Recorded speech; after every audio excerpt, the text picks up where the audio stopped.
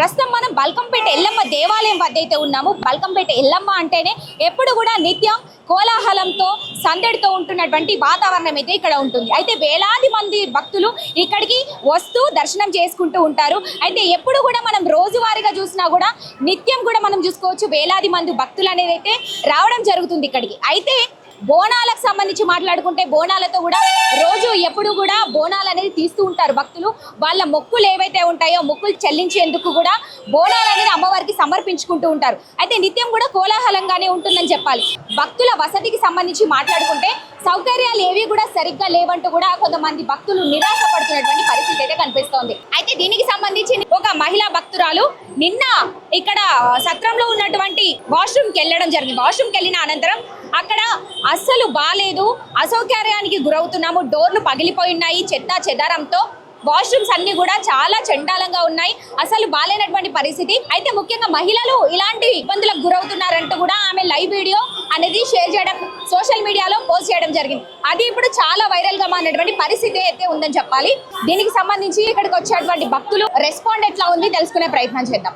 అమ్మ నమస్తే, మీ పేరు? ఎన్ని సంవత్సరాలుగా ఉంటున్నారు ఇక్కడ? నేను 3 సంవత్సరాలు వచ్చి. ఎట్లా ఉన్నాయి సౌకర్యాలు, ఎట్లా ఉన్నాయి గుడి సౌకర్యాలు ఎట్లా ఉన్నాయి? ఏం సౌకర్యాలు ఏడకు చుట్టే మాకు అడగనియరు, ఎల్లగొడుతున్నారు. లోపల ఉండే గుడేలు కూడా ఎల్లగొడుతున్నారు. మళ్ళీ వేరే వాళ్ళు వచ్చిన వాళ్ళు, కొత్త వచ్చిన వాళ్ళు లోపల అడుగుతున్నారు, మాకు అడగనిస్తలేరు, మాకు డబ్బులు పడతలేవు. మళ్ళీ మేము ఎట్లా బతకాలి? లోపల వాష్రూమ్స్ ఎట్లా ఉన్నాయమ్మా? వాషింగ్ మిషన్ అట్టే ఉన్నాయి, మంచి ఖరాబ్ ఉన్నాయి. ఖరాబ్ ఉంటే కూడా 10 రూపాయలు తీసుకుంటారు. టాయిలెట్ కొనికి 10 రూపాయలు తీసుకుంటారు. మా గురించి ఆలోచన చేసుకోరు బిడ్డ, మా గురించి ఆలోచన చేసుకొని చెప్పర్రి. మేము ఎట్లా బతకాలి? శివశక్తులము ఉమ్ముస్తారు, కేకరించి ఉమ్ముస్తారు. వీళ్ళు దేవుళ్ళు గారు, వీళ్ళు దెయ్యాలు, దేవుడు గుళ్ళే ఉండదు అని ఉమ్ముస్తారు, చేస్తారు. మాకు ఈలంగా ఇస్తున్నారు. మాకు ఏమన్నా గుసటికి తావాన్ని తప్పియాలి. వచ్చిన వాళ్ళం అప్పుడు వచ్చిన వాళ్ళం లోపల ఆడుకున్నాలే. మేము ఎండాకాలం ఉండాలి. మేము ఇక్కడ బస్తెళ్ళం, ఇక్కడ మేము బస్తెళ్ళం మీద వాడాలి. చూస్తారు కనిపెట్టి ఆడ కూర్చున్నా నేను. వాళ్ళు జాగుతున్నది, మా జాగకు వచ్చింది. గది పరిస్థితి. లోపలికి రాణిస్తలేరు చాలా మంది మీలాంటి శివశక్తులు చెప్తా ఉన్నారు. ఎందుకని లోపలికి రాణిస్తలేరు? మరి ఉన్నారు వాళ్ళ లోపల పరిసరాలు వేరేళ్ళు మేడము నిన్న మొన్న. ఎందుకని భేదాలు చూపిస్తున్నారు? వాళ్ళకే తెలవాలి, తల్లికి తెలవాలి, వాళ్ళకి తెలవాలి. మమ్మల్ని నిల్లగొట్టేది. మేమేమి ఇచ్చిన కాడ తీసుకుంటాం, బొట్టు పెడితే వాళ్ళు వేసిన కాడ తీసుకుంటాం. మేమేమి 100 వేయండి 50 వేయండి అని మేమేం చెప్తలేము వాళ్ళకు. మొన్న ఆదివారం అట్లా వేసిండ్రు, ఎల్లగొట్టిండ్రు. ఈ పది అట్లనే ఎల్లగొడుతున్నారు. అమ్మా నమస్తే, మీ పేరు? మీరు ఎప్పుడు ఇక్కడే ఉంటారా? బల్కంపేట ఎల్లమ్మ దేవాలయం మంగళవారం, బుధవారం, ఆదివారం, శుక్రవారం. ఇక్కడ అంటే సౌకర్యాలు ఎట్లా ఉన్నాయమ్మా? బాగలేవు. వాష్రూమ్స్ ఎట్లా ఉన్నాయి? బాగలేవు, అన్ని పలిపోయినాయి.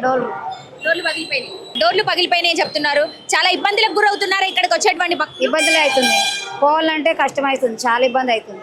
మరి ఎప్పుడు దీనికి సంబంధించి గుడి యాజమాన్యంతో ఏదైతే దేవాలయం యాజమాన్యానికి మీరు ఎప్పుడు కూడా దీనికి సంబంధించి చెప్పడం జరగలేదా? మీ ఇష్టం ఉంటే రండ్రు, లేకపోతే వంటరు అంటారమ్మా, అట్లా అంటుంది. దేవాలయంకి సంబంధించినటువంటి యాజమాన్యం పైసలు తీసుకుంటారా? 10 రూపాయలు ఒక్కరికి. పైసలు లేకపోతే రానియరు.